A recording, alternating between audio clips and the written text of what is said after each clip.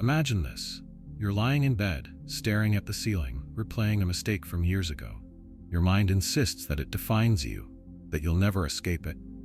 Or maybe you're scrolling through social media, seeing perfect lives, and suddenly your own feels inadequate.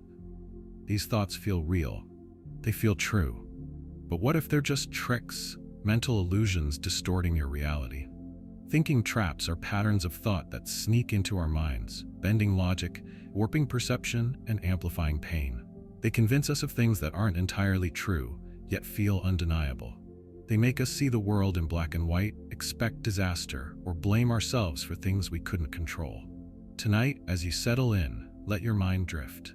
Let go of the grip these traps have on you, because once you recognize them, they start to lose their power. Now, let's begin. Black and white thinking. Imagine you're walking through a vast meadow filled with wildflowers, the sky stretching endlessly above you. The colors are infinite, shades of green blending into gold, blue melting into violet as the sun begins to set. But then, as if a switch is flipped, everything turns grayscale. The subtlety vanishes. The flowers are either black or white. The sky is either light or dark. The world has lost its depth, its nuance, its complexity. This is what black and white thinking does to your mind.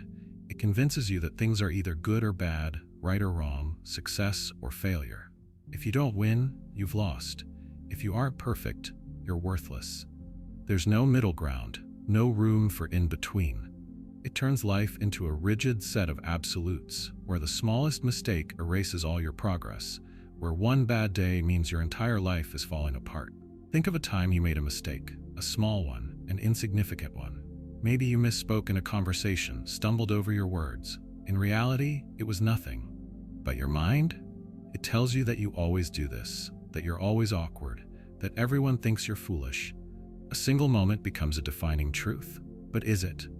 A student who fails a test believes they are stupid. A person who faces rejection assumes they are unlovable. A bad week at work means their entire career is doomed. But step back. Imagine you're watching someone else go through this. Would you tell them their failure defines them? That their one mistake outweighs every success? Or would you remind them of the thousands of moments that prove otherwise? Black and white thinking makes life feel like a game of perfection, where one wrong move ruins everything. It whispers that if you can't do something perfectly, you shouldn't do it at all. You want to start a new hobby, but the first attempt isn't flawless, so you give up. You want to change your habits, but one bad day makes you feel like all progress is lost. You want to be a better person, but the moment you fall back into old patterns, you believe nothing will ever change. But life is not an all-or-nothing equation. A pianist who hits a wrong note doesn't throw away the entire song. A painter doesn't discard their canvas over a single imperfect stroke. A single bad day doesn't erase a lifetime of effort. Perfection is an illusion, and mistakes are part of being human. Think about the people you admire. Are they flawless? Have they never failed? Or are they defined by how they kept going despite failure? Black and white thinking ignores the truth that growth comes from struggle. That even the greatest minds, the most successful people, the happiest lives are filled with missteps. In a grayscale world, a rainy day means the sun is gone forever. A closed door means you'll never find another path. A single loss means the game is over. But reality is more forgiving. The sun rises after the storm. New doors appear where you least expect them. And even after failure, there is always another chance. Imagine watching a child learning to walk. They take one step, then stumble, again and again. Would you tell them to give up? That they're just not meant to walk? Or would you know instinctively that falling is part of the process? That every step matters, even the ones that don't land perfectly? Your mind is no different. Growth isn't linear. Some days you will be strong, some days you will falter, but the journey is not defined by one step. It is made up of all of them. Black and white thinking ignores this. It tells you that struggle means failure, that imperfection means unworthiness. But look around you. The world is built on imperfections. The most beautiful paintings have rough brushstrokes. The most powerful stories contain heartbreak. The most interesting people are those who have faced hardship and kept moving forward. Try this. Think of a moment when you convinced yourself everything was ruined. A day where you believed things would never improve. Now think of what happened after. Did time pass?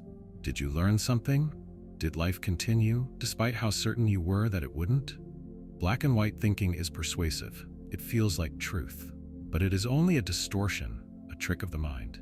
Reality is not made of absolutes. It is a spectrum, a shifting tide, a balance of light and shadow. And you are more than one moment, more than one mistake, more than one success or failure. So let go of the need for perfection. Let go of the fear of being wrong. Step out of the grayscale world your mind has trapped you in. There are infinite colors waiting beyond it. Overgeneralization. Imagine walking through a forest, the ground soft beneath your feet, the scent of pine in the air. Everything is calm. Then suddenly you trip over a root and fall. Your knee scrapes against the earth, and for a moment, the pain stings. You get up, brush yourself off, and move forward. But what if your mind told you something else? I always fall. I can't walk through forests without getting hurt. I'm just a clumsy person. A single moment stretches into a rule, a law your brain now believes. This is overgeneralization, the mind's tendency to take one event and let it define everything. You failed a test? I'm terrible at school. Someone rejected you? No one will ever love me. You felt anxious in a conversation? I'll always be awkward. Overgeneralization is like a fog that settles over your thoughts, convincing you that a single setback is proof of an unchangeable fate. Think back to a time when something didn't go your way. Maybe you didn't get the job, or a friendship faded, or a goal slipped through your fingers. In that moment, it felt final. Your mind told you it was part of a pattern, that things always go wrong. But was that true? Or was it just a moment? A small wave in a much larger ocean? Overgeneralization makes us fortune tellers, but terrible ones. It whispers that history will repeat forever, that if something happened once, it will happen again and again.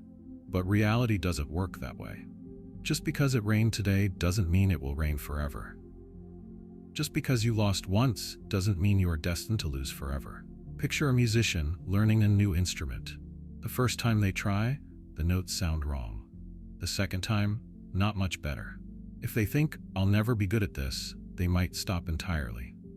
But what if they saw each attempt as just one step in the process? What if they realized that failure isn't a pattern, it's a lesson? The mind loves shortcuts, and overgeneralization is one of its favorites. It tries to protect you by assuming that if something painful happened before, it will happen again. But this protection comes at a cost. It stops you from trying, from growing, from seeing the world as it truly is. Unpredictable, yes, but also full of possibilities. Think of a time when you were certain something bad would happen again, but it didn't. Maybe you were sure you'd fail a test, but passed. Maybe you thought you'd never find another job, another friend, another opportunity, but you did. The mind is quick to forget when it's wrong. Overgeneralization turns moments into lifelong sentences. But reality is far more forgiving. Just because you stumbled doesn't mean you can't stand. Just because you've been hurt doesn't mean happiness isn't still waiting. It helps to question the words your mind uses. Do you hear yourself thinking, always or never? Do you catch yourself saying every time, no one, everyone? These are signs of overgeneralization, of a mind jumping to conclusions based on too little evidence. Try this. The next time you catch yourself thinking, this always happens to me. Pause. Ask yourself, really?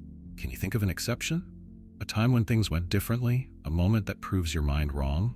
Overgeneralization is a cage built from shadows. It feels solid, unbreakable. But the truth is, most of the time, it isn't real. The past does not predict the future. One chapter does not define the whole book. One storm does not mean endless winter. If you trip again in that forest, it won't be because you always fall. It will be because walking comes with the risk of stumbling. But that risk is worth it. Because every step forward is proof that the past does not own you. Catastrophizing. Imagine you wake up late for work. Your heart races. You rush to get ready, but the stress builds. Your mind doesn't stop at Abstraction. I'm running late. It jumps to my boss will notice. They'll be angry. What if they fire me? If I lose my job, how will I pay rent? What if I can't find another job? What if I lose everything? A single event, a few extra minutes in bed, has suddenly spiraled into complete disaster. Nothing has actually happened yet. You're still just running late. But in your mind, the worst-case scenario is already unfolding. This is catastrophizing, the mental trap that turns small setbacks into overwhelming crises.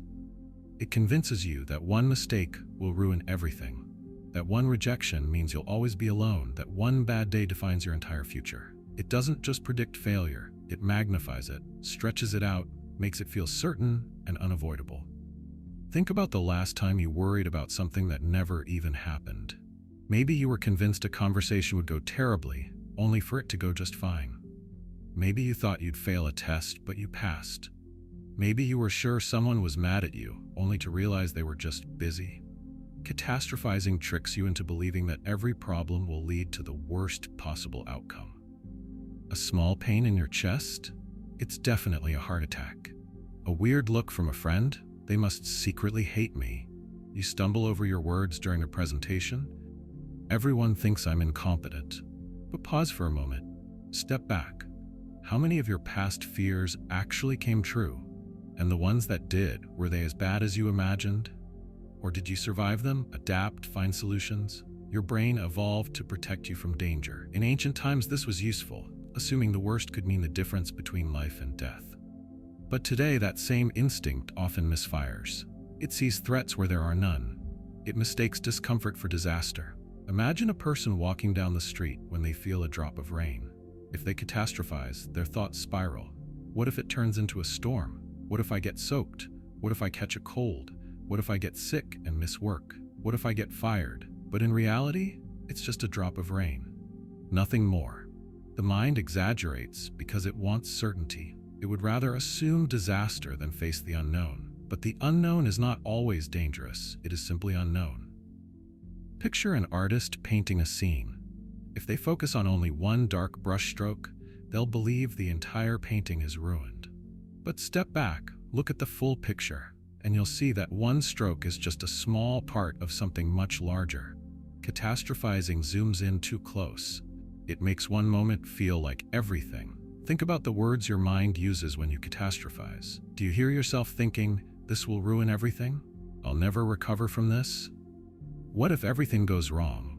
These are signs that your brain is playing tricks on you. Try this. The next time your mind starts predicting disaster, ask yourself, what is the most likely outcome? Not the worst, not the best, just the most realistic. Will one bad grade truly ruin your entire future? Will one awkward conversation really make everyone hate you? If you struggle with catastrophizing, try writing down your fears and then writing down how things actually turn out. Over time, you'll see the pattern. Your mind often predicts disasters that never arrive. Think of all the times you thought, "I won't be able to handle this." Yet you did. All the moments where you believed you'd break, but you didn't. Your mind underestimates your strength. Catastrophizing is like standing in front of a funhouse mirror that distorts reality.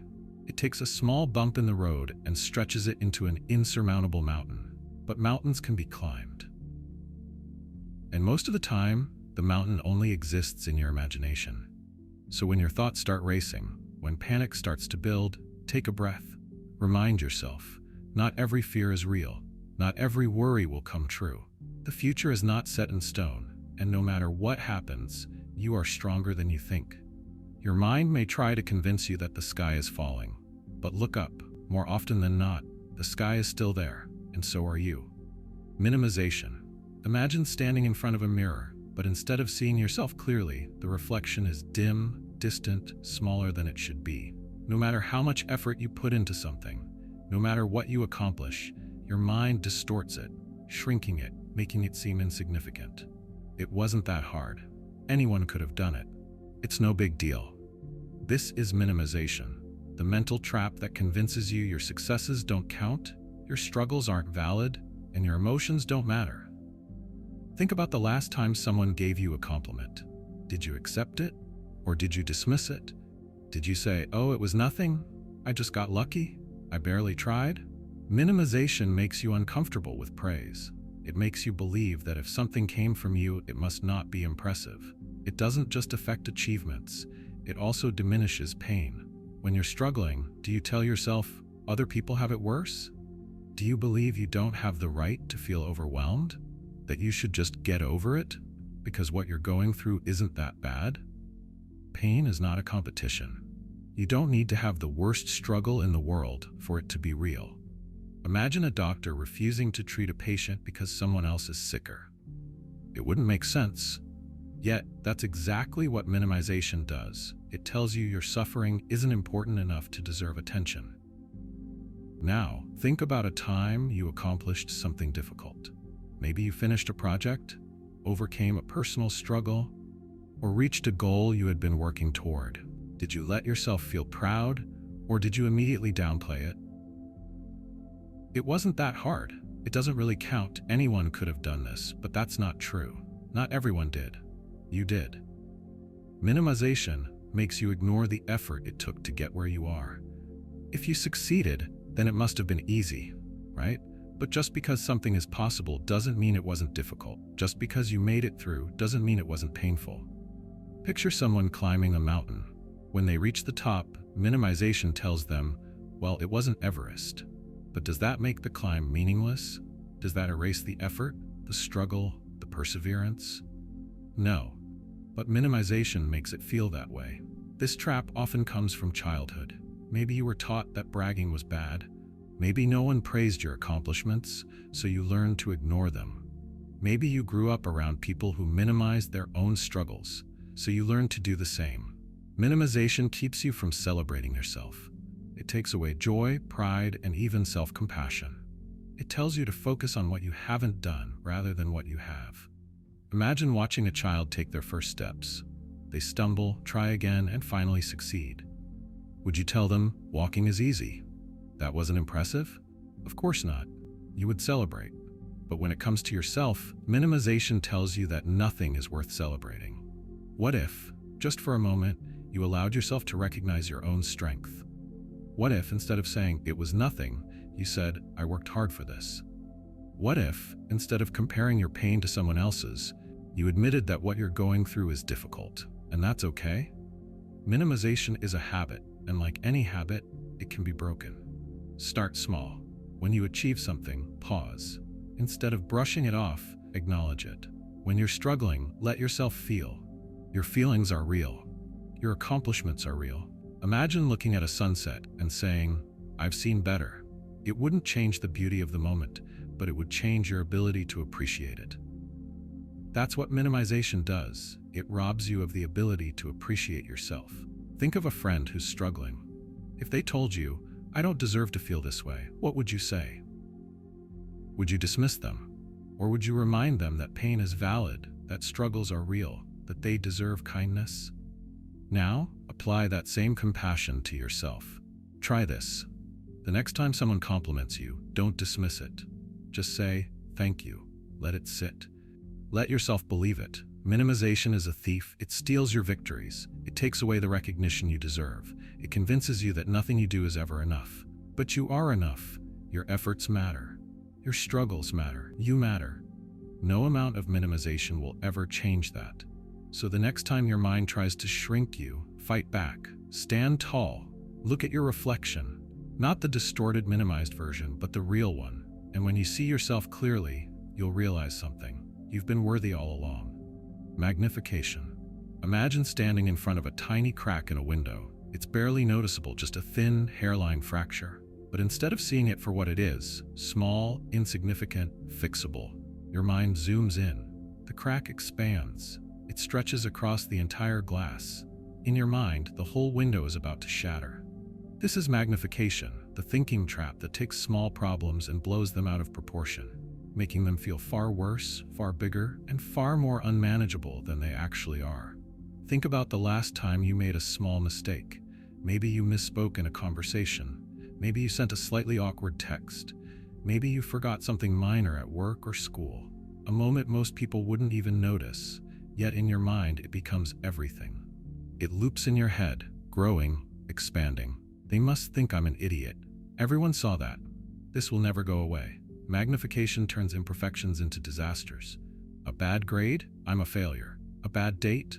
I'll never find love. A single moment of embarrassment? I'll never live this down. But reality is far less dramatic than your mind makes it seem. Picture a drop of ink in a glass of water. If you focus only on the ink, it seems like it's ruining everything. But take a step back. look at the whole glass. The water is still clear. The drop is tiny. The world doesn't stop turning because of one mistake. Magnification is a trick of perspective. It makes you feel like your flaws are the first thing people notice, like your missteps are permanent, like every small problem will spiral into catastrophe. But think about the last time someone else made a mistake. Did you dwell on it? Did you judge them forever? Or did you barely notice? Our brains love to exaggerate. It's a survival instinct. Our ancestors needed to react quickly to threats. But today that instinct misfires. Your mind treats a small issue like life or death. A typo in an email, a bad first impression, a forgotten detail. None of these things define you.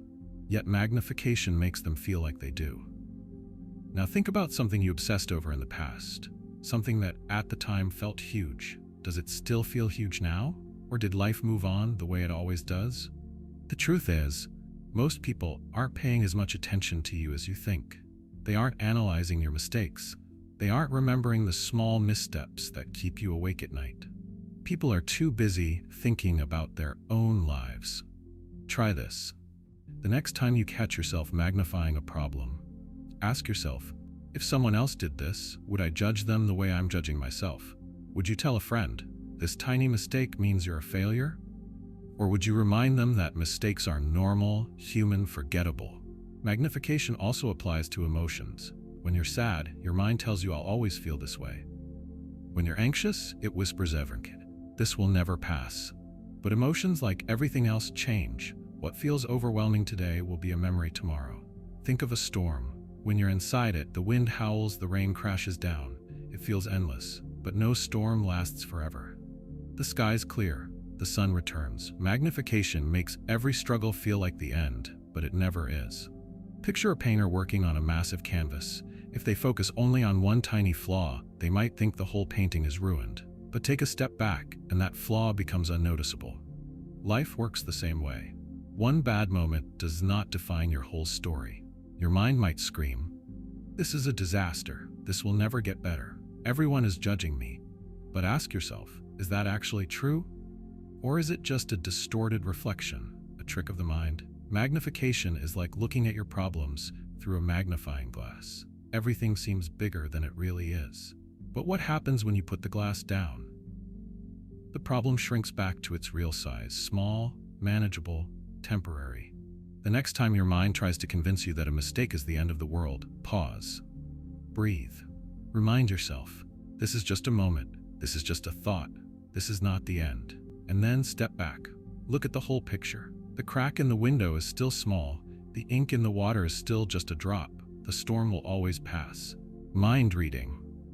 Imagine walking into a room and seeing two people whispering. They glance in your direction for half a second. Your heart sinks. They're talking about me. They must think I'm weird. I must have done something wrong. You have no proof, no real reason to believe this, but the thought grips you anyway. This is mind reading, the thinking trap that convinces you that you know what other people are thinking, especially when it's something negative. Your boss looks serious in a meeting? They're disappointed in me. A friend doesn't text back right away? They must be mad at me. Someone doesn't laugh at your joke? They think I'm boring. Your mind fills in the blanks, assuming the worst. But pause for a second. What if your boss is just stressed about something unrelated? What if your friend is busy? What if the person who didn't laugh simply didn't hear you? The truth is, we can't read minds. We can guess, we can assume, but we don't actually know. Think about the last time you thought someone was mad at you, only to realize later that they weren't. Maybe they were just distracted. Maybe they were dealing with their own problems. Mind reading makes you believe that every silence, every glance, every small action has something to do with you, but most of the time it doesn't. Your mind tries to protect you by anticipating rejection, but in doing so, it creates pain where there is none. It tells you stories that feel real, but are based on fear, not fact. Picture a courtroom where you're on trial for something terrible. The problem? There's no evidence, no witnesses, no proof. Just a voice in the back of your mind saying, they think badly of you. But if there's no proof, how can you be so sure? Try this. The next time you catch yourself assuming what someone else is thinking, ask yourself, what actual evidence do I have? Did they say they're mad at you? Did they tell you they think you're stupid? Or is it just your mind filling in the gaps? Mind reading often goes hand in hand with insecurity. If you already believe deep down that you're not good enough, your brain will look for proof in other people's reactions, even when none exists. But here's something to remember. Most people are too caught up in their own worries to be analyzing you. They're thinking about their own lives, their own insecurities, their own fears. The small thing you're obsessing over, they probably didn't even notice. Think about all the times someone assumed something negative about you that wasn't true. Maybe they thought you were ignoring them when you were just busy. Maybe they assumed you were upset when you were just tired. If other people can misinterpret you, doesn't it make sense that you might misinterpret them too? Imagine looking at someone through a foggy window. Their expression is unclear, blurry. You could convince yourself they look angry, even if they're not. That's what mind reading does. It forces you to interpret unclear signals in the most negative way possible. Mind reading also makes social situations feel exhausting. Every conversation becomes a minefield of imagined judgments. Every silence feels like proof that someone dislikes you. But the truth is, most of the things you worry about, other people won't remember. Ask yourself this: a year from now, will this moment still matter? Will that awkward pause, that unread message, that serious expression still mean anything? Or will life have moved on as it always does? Your mind is not a fortune teller. It cannot predict the future. It cannot read thoughts. It can only guess. And it guesses wrong more often than you realize. Try challenging your assumptions. If you really think someone is upset with you, ask them. If you really believe someone thinks badly of you, look for evidence. And if you find none, let it go. Mind reading makes you live in a world of imaginary rejection. But in reality, people are not analyzing your every move. They are not secretly plotting against you. Most of the time, they are simply living their own lives, just like you. So the next time your mind tries to convince you that you know what someone else is thinking, remind yourself, you don't. And that's okay, because the only thoughts that truly matter are your own. Emotional reasoning. Imagine walking through a dense fog, the world around you barely visible. Everything feels uncertain, distorted, unclear. You can't see the road ahead, so your mind assumes there is no road at all. I feel lost, so I must be lost. This is emotional reasoning, the mental trap that convinces you that whatever you feel must be the truth. If you feel stupid, you must be stupid. If you feel like a failure, you must be a failure. If you feel like no one cares about you, then you must be unlovable. Emotional reasoning does not separate feelings from facts. It treats them as one and the same. But emotions are not reality. They are responses, reactions, temporary states that change with time, sleep, stress, and circumstance. A cloudy sky doesn't mean the sun is gone forever. A passing storm doesn't mean the world is ending. And just because you feel a certain way now doesn't mean that feeling will last forever. Think about the last time you were in a bad mood. Maybe you were exhausted, hungry, or overwhelmed. In that moment, everything felt heavier. Small problems seemed massive. The future seemed bleak. But then, something changed. You ate, you rested, time passed, and suddenly, the world didn't seem as dark as it did before. Your mind wants to believe that if you feel something intensely, it must be real. But emotions are like waves. They rise, they crash, and they fade. What seems unbearable today may feel distant tomorrow. Imagine looking at your reflection in a rippling pond. The water distorts your face, stretching and twisting it. If you trust that reflection, you'll believe something is wrong with you. But it's not you that's distorted, it's the water. Emotional reasoning does the same thing. It warps your perspective, making temporary feelings seem like permanent truths. Think about a time you felt hopeless, like things would never improve. Now, think about how life continued, how things eventually shifted, how the moment that once felt inescapable became just a memory. If emotions were facts, then nothing would ever get better. But things do get better. Picture someone standing in a dark room, convinced they are trapped. They feel trapped, so they assume there's no way out. But the door is right there. They just need to reach for it. Emotional reasoning is that darkness. It makes you feel stuck, even when you're not. How many times have you assumed someone was mad at you, only to find out they weren't? How often have you felt like a failure, only to later succeed? How many moments of fear have turned out to be unnecessary? If feelings were facts, then every worst-case scenario you've imagined would have come true. But they haven't. Your emotions are influenced by so many things: your thoughts, your environment, your past experiences. If you believe every emotion as absolute truth, you let fleeting moments dictate your entire reality. Imagine a traveler in a desert. They feel exhausted, hopeless, convinced they'll never make it out. But just beyond the next hill is water, shade, a path forward. Their emotions tell them to give up, but emotions are not maps. They don't always point to the truth. Think about a child learning to ride a bike. The first time they fall, they feel like they'll never get it. If they let that feeling guide them, they would stop trying. But the feeling is temporary. They try again, and eventually they ride. Now, think about all the times you felt incapable but proved yourself wrong. A test you thought you'd fail but passed. A situation you thought you couldn't handle but survived. If your emotions were always accurate, those successes wouldn't have been possible. But they were. Try this. The next time you feel something strongly, pause. Ask yourself, what actual evidence do I have? Not how you feel, but what you know. If you feel like no one cares about you, can you think of times people have shown kindness?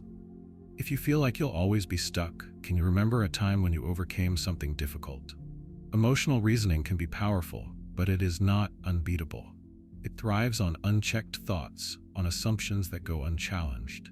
But when you pause, when you question, when you remind yourself that emotions are not facts, its power weakens. Think of all the emotions you've ever felt: fear, joy, sadness, anger. They have all passed, even the strongest ones, even the ones that felt like they never would. This feeling, too, will pass.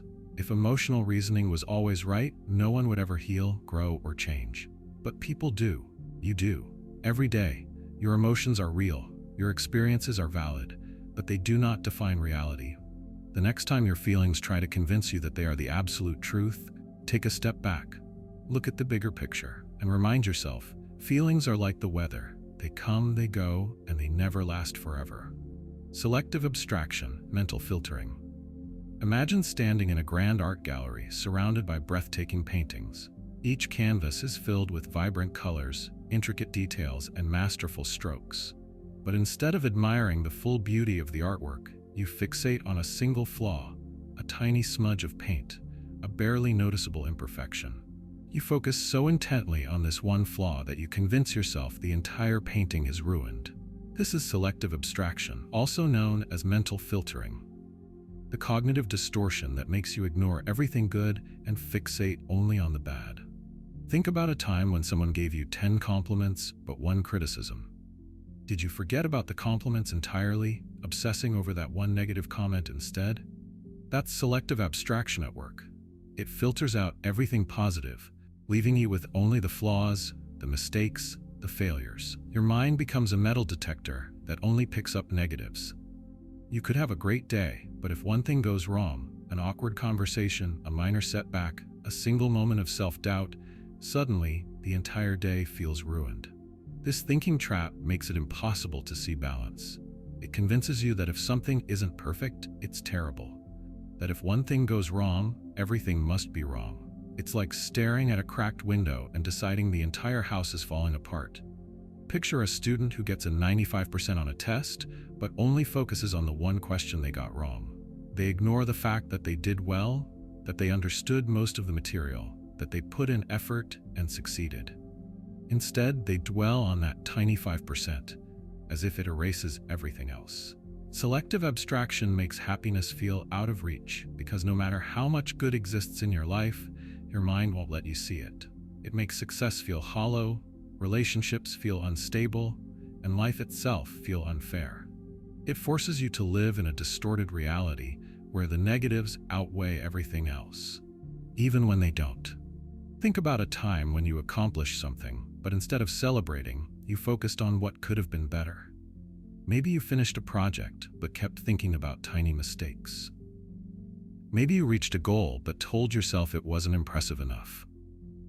Selective abstraction steals joy by shifting your attention to what's missing. rather than what's there. It's the reason why people can be surrounded by love but feel lonely, why they can be talented but feel like failures, why they can make progress but still feel stuck. Because when your mind filters out the positives, it doesn't matter how much good is in your life, you won't see it. Imagine wearing glasses that only let you see in black and white. The world looks dull, lifeless, empty, but the color is still there. You just aren't seeing it. That's what selective abstraction does to your perspective. It makes you believe life is darker than it actually is. Now ask yourself, how many times have you let one bad moment define an entire experience? How many times have you dismissed a compliment but held on to an insult? How many times have you looked at a situation and only seen what's wrong, not what's right? Try this. When your mind starts filtering out the positives, force yourself to find them. If you're convinced your day was terrible, list 3 things that went well. If you're obsessing over a mistake, remind yourself of something you did right. If you feel like a failure, look at how far you've come. Your brain is wired to notice danger, to spot problems, to focus on the negative as a survival mechanism. But in today's world, that instinct does more harm than good. It keeps you trapped in a cycle of self-criticism, anxiety, and dissatisfaction. Think about the people you admire. Do they dwell on every flaw, or do they recognize their strengths even when they aren't perfect? What if you treated yourself with the same fairness? Selective abstraction is a thief. It steals gratitude, self-worth, and peace of mind. It blinds you to the reality that life is not just bad moments, it's all moments. The good, the bad, and everything in between. The next time you catch yourself filtering out the good, pause. Remind yourself, a single flaw does not ruin an entire painting.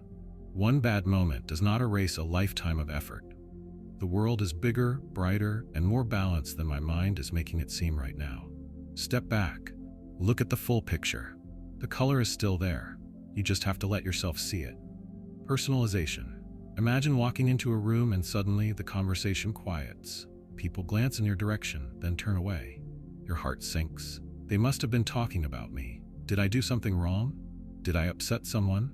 This is personalization, the thinking trap that makes you believe that everything, every mood, every reaction, every problem is somehow your fault. Personalization convinces you that you are the center of every negative situation. If someone seems distant, it must be because of something you did. If a friend cancels plans, it must mean they don't like you anymore. If a coworker is in a bad mood, it must be because you annoyed them. But pause for a moment. Ask yourself, is that actually true? What if the quiet conversation wasn't about you at all? What if your friend canceled because they were exhausted? What if your coworker was just having a rough day that had nothing to do with you? Personalization makes the world feel like a mirror, reflecting back only your own actions, your own mistakes, your own flaws. But the truth is, people have their own lives, their own struggles, their own worries. Not everything is about you.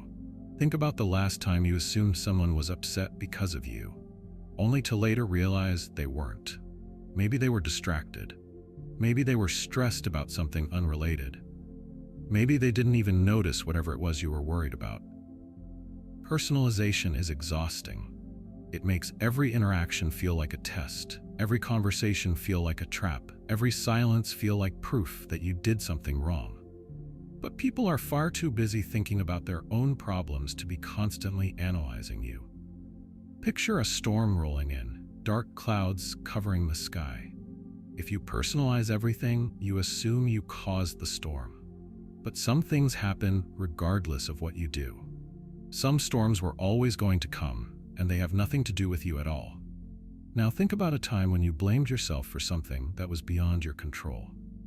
Maybe someone was having a bad day, and you convinced yourself it was your fault. Maybe something went wrong, and you took responsibility, even though it wasn't yours to carry. Personalization is like carrying a backpack full of stones, each one representing a problem that was never yours to begin with. You collect them, hold on to them, let them weigh you down. But what if you let some of them go? Think of someone you care about. If they told you, "I think everyone's problems are my fault," what would you say? Would you agree, or would you remind them that people's emotions, choices, and struggles are not their responsibility? Now say that to yourself. Try this. The next time you catch yourself assuming blame, pause. Ask yourself, what other explanations are possible? If someone is distant, could they just be tired? If a conversation feels off, could it just be a coincidence? If something goes wrong, is it truly all on you? Personalization keeps you trapped in a cycle of guilt and self-blame, but reality is more complex than that. People's moods are influenced by so many things: stress, past experiences, personal struggles. You are not the center of their world, just as they are not the center of yours. Imagine walking through a forest, hearing a branch snap in the distance. If you personalize everything, you assume you broke the branch, even if you weren't anywhere near it. But what if it was just the wind? Not every silence is disapproval. Not every frown is anger. Not every setback is your fault. The world does not revolve around your mistakes. Think about all the times you've misinterpreted someone's behavior, all the moments when you assumed blame only to later realize it had nothing to do with you. If you were wrong then, could you be wrong now? Personalization makes you carry burdens that don't belong to you. It makes you responsible for things outside your control. It makes you believe that every problem needs a solution, and that solution is you. But sometimes, the best thing you can do is step back, take a breath, and remind yourself, not everything is about me, not everything is my fault, and I am allowed to let go of things I was never meant to hold on to in the first place. Self-blame. Imagine carrying a backpack filled with heavy stones. Each stone represents something that went wrong: a failed relationship, a missed opportunity, a mistake from years ago. You never put the stones down. You never allow yourself to move forward. Instead, you carry the weight of every moment where you believe you should have done better, where you think you were the cause of something bad. This is self-blame, the thinking trap that convinces you that every problem, every mistake, every failure is your fault. If a friendship ends, it must be because you weren't good enough. If someone is upset, it must be because you didn't do enough for them. If life takes an unexpected turn, it must be because you made the wrong choices. But pause for a moment. Is that really true? Or is your mind assigning blame where none is needed? Think about the last time something bad happened. Did you immediately look for ways to blame yourself? Did you ignore all the other factors, the ones beyond your control, and convince yourself that you were the problem?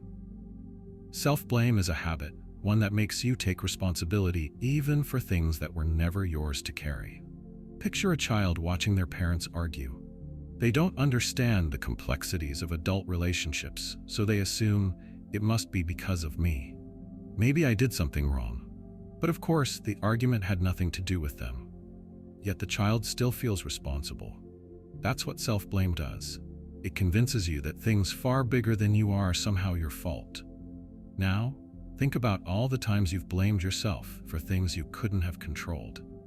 Maybe someone pulled away from you, and instead of considering their own struggles, you assumed it was because you weren't good enough. Maybe something went wrong at work, and even though there were many factors involved, you decided the blame was yours alone. Maybe you replayed a moment over and over in your head, convinced that if you had just done one thing differently, everything would have been better. But life is not a controlled experiment. You cannot go back, change one action, and guarantee a different outcome. Life is unpredictable, full of variables, full of moments that were never fully in your hands. Self-blame is like standing in the rain and believing you caused the storm. You assume that if something bad happened, there must have been something you could have done differently. But some storms were always going to come, no matter what. Think about how unfairly you treat yourself. If a friend came to you, weighed down with guilt, saying, "This is all my fault," would you agree? Or would you remind them of all the other things that played a role, of all the reasons why they don't deserve to carry that burden alone? Now, apply that same kindness to yourself. The truth is, you are not in control of everything. Other people's choices, their actions, their emotions, these are not yours to manage, but self-blame makes you believe they are. It convinces you that you should have known better, that you should have done more, that you should have somehow been able to prevent what happened. But hindsight is a trickster. It makes the past look clearer than it ever was in the moment. It makes you believe you should have seen things coming, even when there was no way to know. Imagine standing in a vast field, looking behind you at the path you've walked. Now imagine trying to walk that path backward without looking where you're going. You'd stumble, you'd fall, you'd struggle to move forward.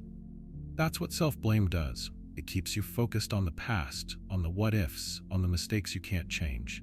And while you're looking backward, life is still moving forward. Try this. The next time you catch yourself thinking, "This is all my fault," pause.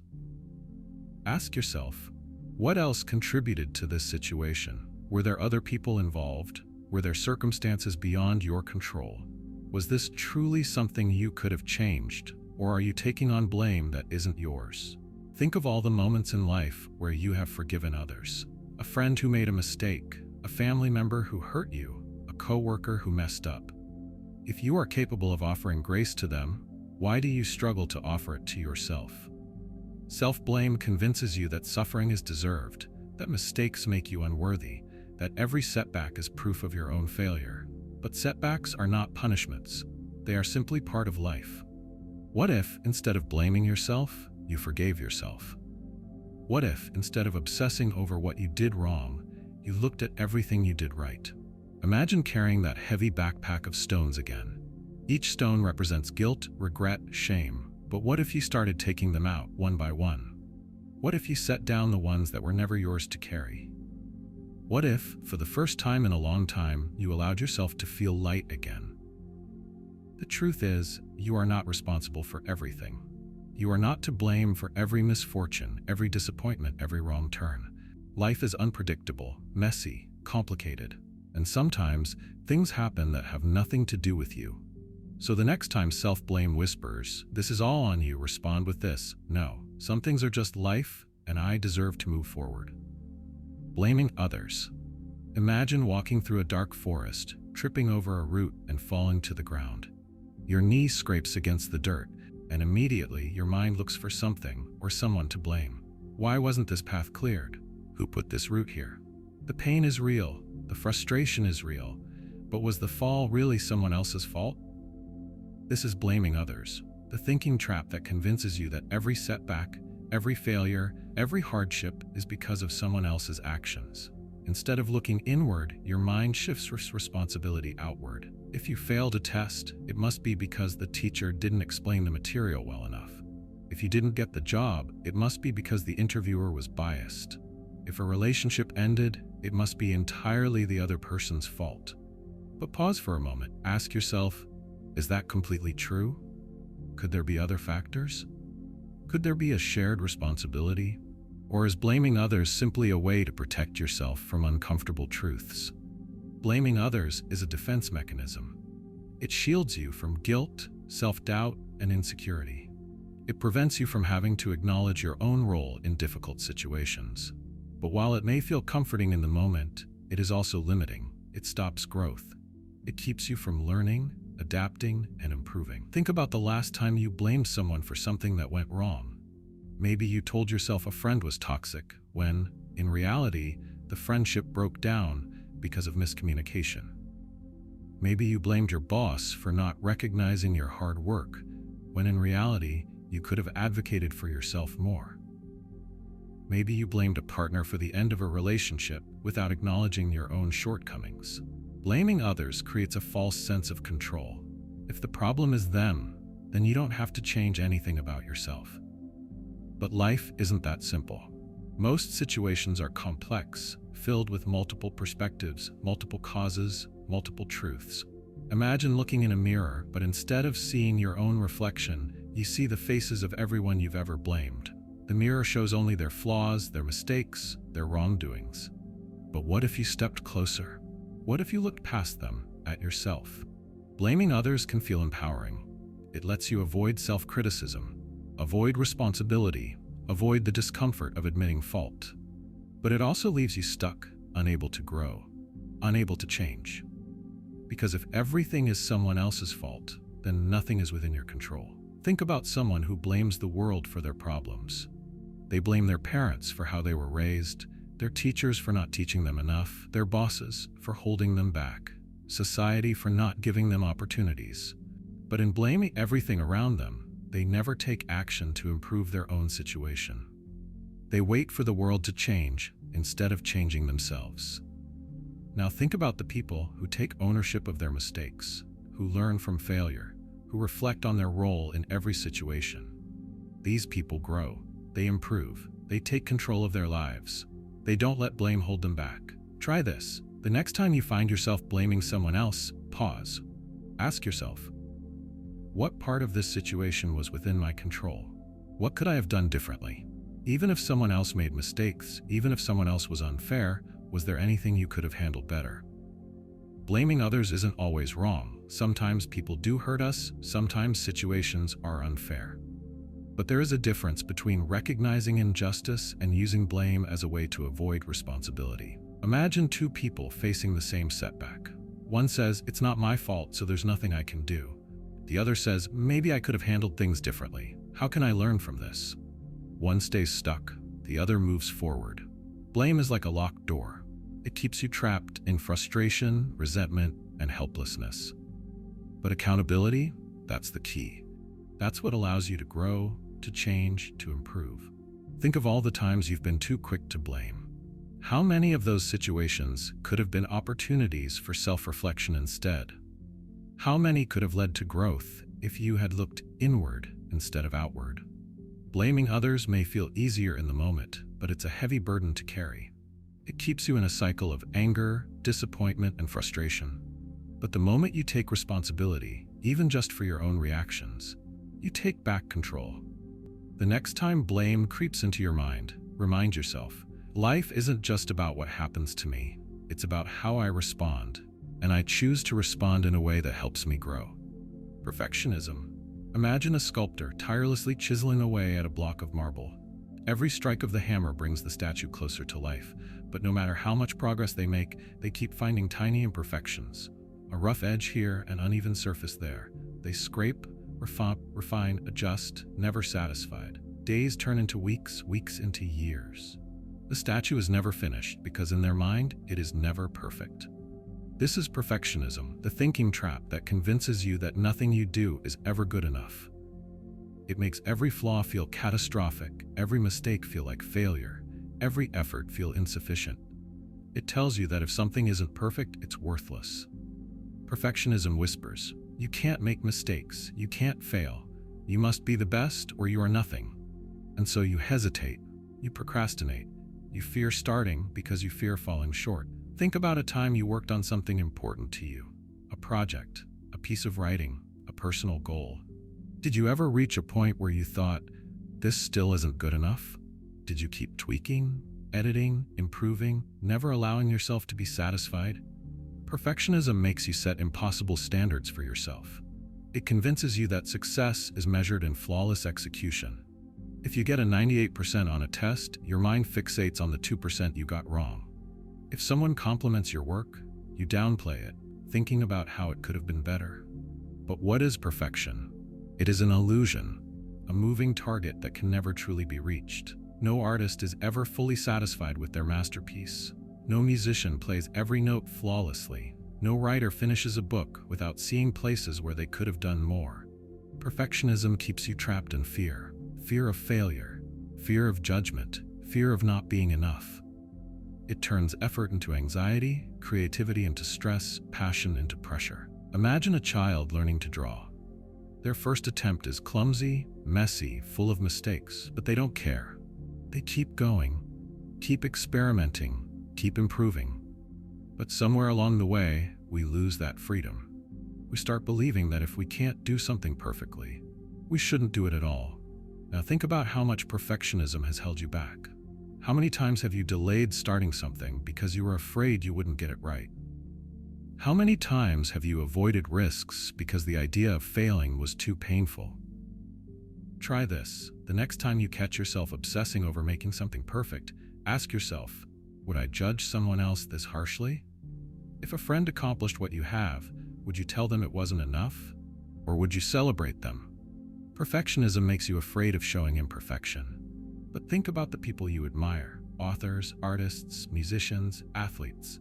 Are they flawless? Or do they succeed despite their flaws? What if they had let perfectionism stop them from ever trying?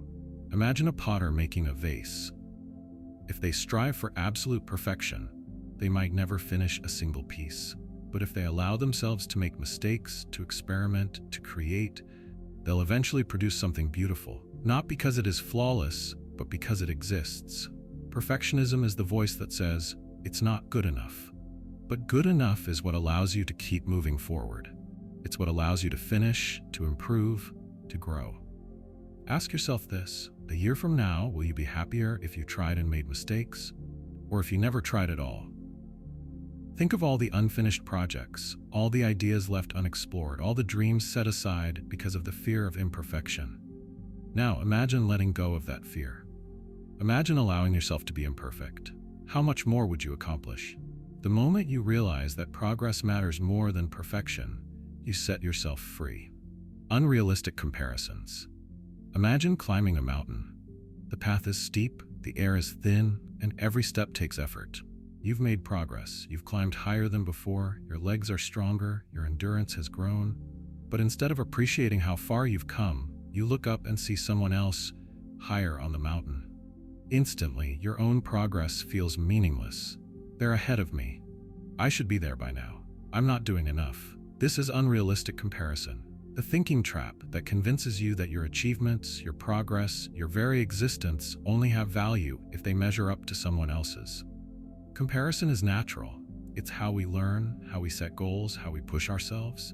But when it turns unrealistic, when it becomes a weapon against yourself, it steals joy, destroys confidence, and makes you feel like you're never enough. Think about the last time you scrolled through social media. Did you see people traveling, succeeding, looking effortlessly happy? Did you feel a pang of inadequacy? Why isn't my life like that? Why am I so far behind? But what you see is not the whole picture. You see highlights, not struggles. You see curated moments, not reality. You compare your behind the scenes to someone else's best moments, and in that comparison, you always lose. Imagine a musician watching a virtuoso perform. They don't see the thousands of hours of practice, the failures, the doubt. They only see the final performance and think, I'll never be that good. But mastery is never instant. Every expert was once a beginner. Now, think about how often you compare yourself to someone in a completely different situation. You might compare your starting point to someone else's middle, your 5-month effort to someone's 5-year journey. But how is that fair? Would you compare a seed to a fully grown tree and call the seed a failure? Imagine 2 runners in a marathon. One is focused on their own pace, their own breath, their own progress. The other is constantly looking at who is ahead, feeling discouraged, losing motivation. Who do you think will last longer? Comparison is a thief. It steals pride, contentment, self-worth. It makes you feel like enough is never enough. But what if you stopped? What if, instead of measuring yourself against others, you measured yourself against your past self? Are you stronger than yesterday? Have you learned? Have you grown? That's what matters. Think of all the people you admire. Do you admire them because they beat others? Or because they carved their own path, stayed true to their own journey? What if you did the same? Imagine living in a world where flowers compared themselves. A sunflower might feel inadequate next to a rose. A daisy might think, I should be taller, but none of them are meant to be the same. They all bloom in their own time, in their own way. Now, imagine letting go of unrealistic comparisons. Imagine appreciating your own journey, your unique struggles, your unique growth, your unique path. How much more peace would you feel? The truth is, there will always be someone ahead of you in some way. But there will also always be someone looking at you, wishing they were where you are.